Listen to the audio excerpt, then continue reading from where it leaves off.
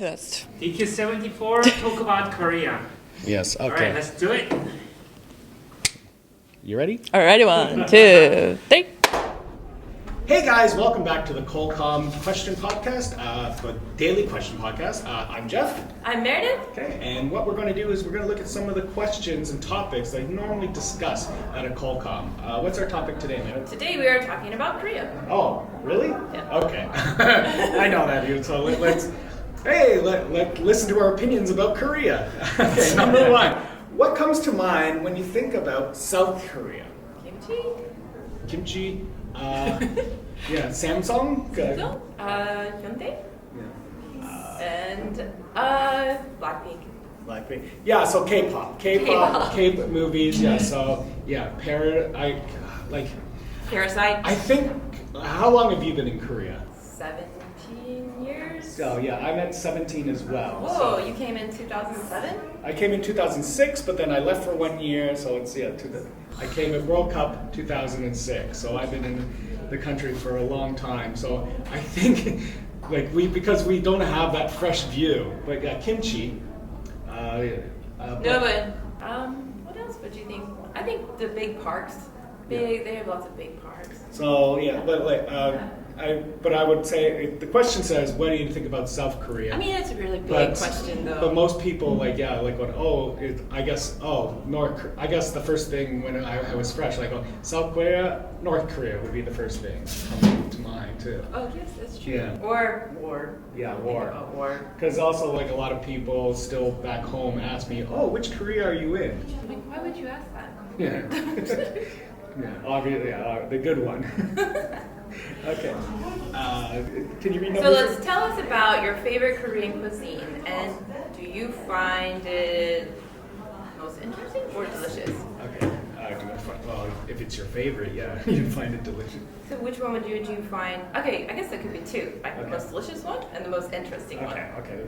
Let's do it. So, for me, I like chicken. So I guess actually, I find samgyetang actually very bland. That's true, me too. Yeah, so dakgalbi, spicy Korean stir-fried chicken. So I find that interesting because it's something that you cook right on the table, cooks right in front of you. But I also like spicy food, and it's not just chicken and spicy gochujang sauce. It's also sometimes there's sweet potato in there. There's noodles. There's cabbage Do you too. prepare it at home? Oh, I don't prepare it at home. No, I just go to the restaurant. One of my favorite things to make at home is galbi. Yeah. And you can put the ginkgo nuts in there. You can put all sorts of different delicious potatoes, carrots, and galbi. Yeah. Yeah. Just So put it in that hot pot. okay. Cook it all together. It's very, very good. Yeah. Can you eat spicy food? Do you like spicy I'm food? from Texas. That's yes. Okay. Yeah. So galbi, I also like. Wang galbi is also good. So I guess all the Korean barbecue. I like meat. Yeah, I like meat too. Yeah. I actually like all the side dishes. Yeah. Those are my favorite. Mhm. The most interesting one would be sundae. I don't like guts though. So I don't like sundae, and I don't like chang, gokchang. I've gotten to the point where I'm gonna try it. I'm gonna do it. I like that gokdaegi. It's the skin, and you cook it. It's almost like pork rinds, like fresh pork rinds. Very delicious. Okay. Well, let's just jump to the next one. Yeah. So number 3, how do you celebrate Korean traditional holidays or festivals? What's your favorite holiday? I like to celebrate Korean traditional holidays by making Korean traditional food like galbi during Chuseok, and then I like to make a bunch of the side dishes. Yeah. So it feels kind of like something special's happening, and you're also eating very good during the time because all the restaurants are closed. Right. So so during the restaurant, many of the restaurants are closed. So that's one thing I don't like about the holidays too. So sometime I might celebrate the height of the holiday, Chuseok or Seollal. The height just at a foreign bar because always foreigners we all gather together, and I just drink beer. Okay. Yeah. Beer is a diet food. Yeah. So and then what's my favorite holiday? Korean holiday. Geez. I guess actually Pepero Day, even though it's not a real holiday. Well, it was Old Farmer's Day. Yeah. Oh, really? Yeah, and so they used to have the long rice sticks. Okay. And to celebrate the harvest and that they have good. Yeah, it's Old Farmer's Day. I think someone told you a lie. No, good. Okay, Yeah. I didn't know that. Hey, okay. Can you read number 4 then? What do you know about South Korean history and how has it influenced the country today? Okay, so I actually, for a bit, like for 2 years on the weekends, I worked for this travel agency that would actually teach Korean children Korean history in English, and we would go around all these sites, and then we would teach the foreigners would talk about all these sites, and then the Korean children would learn about the Korean history so that they could tell other foreigners about it. So I know if I go to a palace, I know like the Gwanghwamun Palace. I just actually know a lot about the history of that. Just Korean history actually sucks. There's a lot of times they've been attacked and invaded. Yeah, the Japanese history. Yeah. Not having anything. Yeah, even with China too. They were always being attacked. So I think it also built up a strong mentality for Korean people too. And even though they're currently at war with North Korea, it doesn't really affect them. Mm-hmm. What do you think? I think that the Korean War in the 1950s is huge influence on Korean culture because that is when you got like some kinds of foods like budae. Yeah. And also that's when they started kind of absorbing like a Western culture and Right. changing the way they dress. In some ways, how they eat, maybe bread or chocolate was really came to Korea at that time. Yeah. And things like spam. Those were old war foods back in the United States, and now it's kind of a common food in Korea. Right. I think that had a big influence on the diet and how people eat and how people dress. Right. So I think during Joseon, because Korea was known as the hermit country, there wasn't a lot of development or outside influence on it. But then once with the last war they had in the 50s, and with the foreign influences, like Koreans have really like just taken to grow in it. Yeah. Because it used to be like a third impoverished nation, but then you have the miracle of the Hangang River, and now like Korea is like a G20 country. Right. Yeah. That's a huge change in 50 years.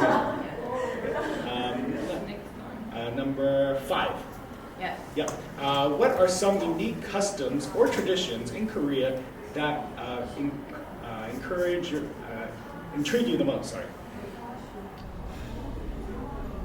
I think one of the cool things is the Korean traditional clothing and how people are trying to modernize the clothing to make it more appealing to these days people. Yeah. I just think that a lot of people should keep their traditional dress and really celebrate their culture and make it a part of their daily lives, and by sort of making it more modern and making it more appealing to these days people. I think that's really interesting how they're trying to work their culture into a more modern style. Yeah. And I think that's intriguing.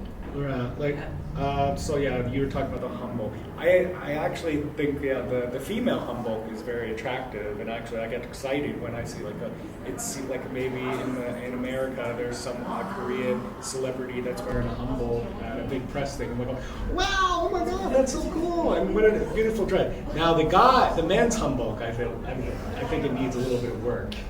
It just looks. But there's some designers that are really working on it to sort of make it cool, it can happen. The male hanbok, it just looks like pajama pants and a vest, a long sleeve vest. What customs? I do actually the hold in two hands. When you receive something, you receive it with two hands to show that's a very polite way. I like not having to shake hands. Yeah. How about you? During the pandemic, I got into fist bumping, saying hello to people that way. So I don't really care about shaking hands too. But also I hated shaking hands because I was also a kindergarten teacher, and the kids always had dirty fingers. It's always the kid's eating some poke chips, and he's and he goes, "Oh, teacher, do you want one?" And licks all his fingers and hands me a chip. I'm like, "No, thank you, Jisoo. No, thank you." But yeah. a weird custom that I like, but not a lot of Korean. Like this is how many Koreans know that I'm like I really like is like whenever your leg falls asleep. Oh, that you have a mouse in your leg? You have a mouse, yeah, like what Gina saw, and like so how Koreans get rid of it? They lick their finger and then touch their nose. Oh, I didn't know that. And they go. They pretend they lick their finger, make their nose wet, and go meow to scare away. Oh, that's a. I will try that next time. Oh, that's a. You can teach everyone that. That's a funny one. What do you do? I usually just stamp my foot really hard. I have bad circulation, so I just go and I just stand until it gets better. Can you read number 6? Number 6, Jung is often discussing Korean culture. How would you interpret this emotional and cultural concept? Oh God, I don't know, man. I think it's like hospitality. Yeah. Okay. Sort of. Yeah. Like, just always the grandma like giving you more. Or I think you really feel it when you have a kid because like they're always worried about maybe they're cold or they want to give you something, especially when you have a kid. You'll just be in the park and somebody will come up and give your kid like a 천원 or a 만원 or candy. They always want to give you something, and that actually is such a big part of Korea that I have culture shock when I leave because people are so kind of like want to do something for you, want to be kind to you. So I feel like kind of it's like hospitality where my friends are always like, here's some kimchi I made for you, or here's something that I prepared for you. And I think it's that. What do you think? Yeah, it's like whenever I ask Koreans, I've had to explain so many different ways. So it's like it's such an open concept. Like it's supposed to be love or caring, or you put hospitality. Like I think when I think about Jung, I guess it's like going like I picture like the Korean tribe and taking care of the tribe. Yes, like so, this like, family feeling inside the whole country. The whole feeling, like and then like I even like there was I was listening to a podcast right in their interview, and like it's almost like Native Americans, they think of they have the same thing, but they relate it more like to their ancestors, the buffalo. That even when a buffalo, like in a herd of buffalo, if one buffalo is sick or weak, the whole buffalo herd surrounds them to protect them. Only strong as your weakest. Like, So like, but to make like if there's a weakness, if there's a chink in the armor, it's like protect the other armor pieces, cover that up, so it's not, so it takes care of itself. Yeah. Which iconic Korean landmarks will you suggest to your foreign friends? Well, I guess you'd have to choose like a city. Yeah. So, well, I'm from Seoul actually, and I'm from Daegu. So, can you talk about Daegu? I think Daegu downtown is a must-see. It's just lots of stuff to do and lots of cafes, and you can go do some of the amusement parks down here, check the parks, and many kinds of shopping, things to do, photo booths and things like that. Another one would be, going to the mountains and climbing up the mountains. Those are really good. Right. Nice observation decks and cable cars, that sort of thing. So in Seoul, I used to like when I first came, the place to go, people would say like you have to go to Myeongdong, which is like the big shopping district. However, what's happened during the pandemic, during the Corona pandemic, is actually all the shops closed. So it became more of a ghost town. Oh, really? Yeah, so it's like all the major shops closed, all the small stores closed, there's like Inde everywhere. Yep. If I had to, at one location actually I tell people to go, and it's not that popular, it's a site called Jeongmyo, which is also a UNESCO site, but it's where the Joseon kings were actually their kind of like their grave, their site. So, but it's very like it's not very big, but you just go to these two locations, and it's very tranquil and it's wide open, but it's just Is it awe-inspiring. like the kind of like dome grass? No. Where It's they put the buried kings? No. Like so, during I can't remember the Korean name, but like after a king dies, like his soul goes into a piece of wood, so that they can pray to it, and so it's just a lineup of like. One of them is like a lineup of like 20 rooms just side by side, which all have all the little pieces of wood from the kings. did I? But it's like very awe-inspiring. Like it's very tranquil there too, but it's also very overwhelming. And not a lot of people go there too, so it's not, you don't have like kids running around. So it's not, you know, corrupt. So it's quiet too, so you don't have the kids. But it's very peaceful, and it's actually I like it. Number 8. Are there any Korean words, idioms, or phrases you have found interesting? I think one of them is like just being 힘들어. Like it's okay to just be like I'm 힘들어, I'm 힘들어. Like it's kind of culturally acceptable to say that I'm tired of everything, and everybody's kind of feel you on that, and they're like, oh, you must be so tired. They sort of, you know, feel your feeling about that, and there's no shame in feeling that. You're just completely exhausted of things. Just kind of like, okay, 궁금해요, like they understand you as well. Yeah. I think that's different because we can't ever say that. Like we can't ever. Everybody would think like, why do you say that all the time? Like, you're tired. Are you just? Do you need a nap? You know, and like. Yeah. But here they're just like, yeah, it's hard. You're working hard, and that's why you're 힘들어. And it's like fighting. You know, you're doing a good job, and they always give you some words of encouragement when you say that or something like that. How about you? I guess 아쉽다. Oh yeah. Yeah, so it doesn't really translate. That's too bad. That's too bad. What a waste. Or like, 아쉽다, 아깝다. Like, like it has its own meaning, but what a waste. So it's like, what a waste. Oh, that's too bad. Kind of, but word like that. Can you read number 9? Yeah. What do you think are some misconceptions people might have about Korea? So a lot of people back home, there's a lot of things that they think are Japanese that are actually Korean. Oh, but. So first, they're Samsung. Some people think that Samsung. Do they? Yeah. Really? Yeah. So like Samsung and Hyundai cars, like they. Where people used to think it was Honda? Yeah. Yeah, they think Hyundai is Honda, or like, and also like they also mispronounce Hyundai. It's like Hyundai or Hyundai. How do they say Samsung? Samsung? Samsung. Samsung. Gangnam. Did you hear that Gangnam Style song? So yeah, like a lot of people like So pronunciation policy. pronunciation. No, but also like a lot of people think they don't realize there's actually like a lot of like Korean influences like in Western culture. It's like some people just have the misconception they assume it's either Chinese or they assume it's Japanese. I don't know, these days, man, Korea is just taking over the United States. Korean barbecue and so many delicious like fusions, like kimchi tacos and things like this. Yeah. I don't know, I think they're starting to lose the other country. Or the Koreans actually don't speak English that well.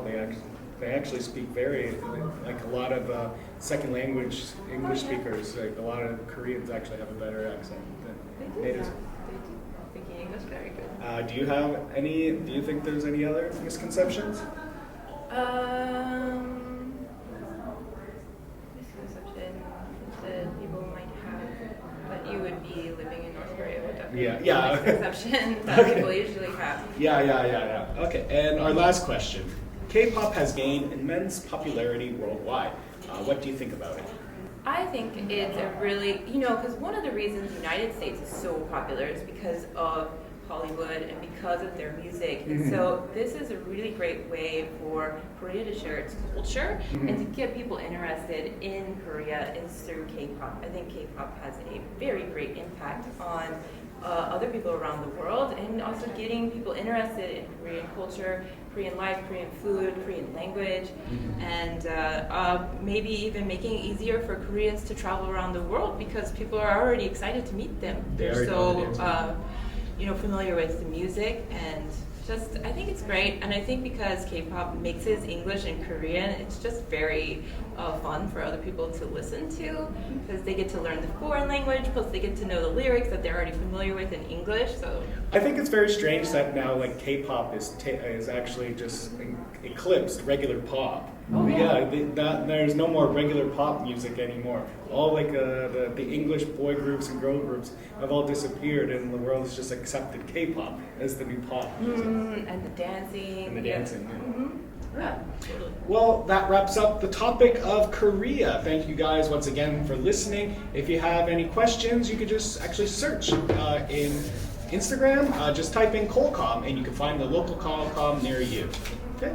Thank you once again. I'm Jeff. I'm Meredith. And see you next time.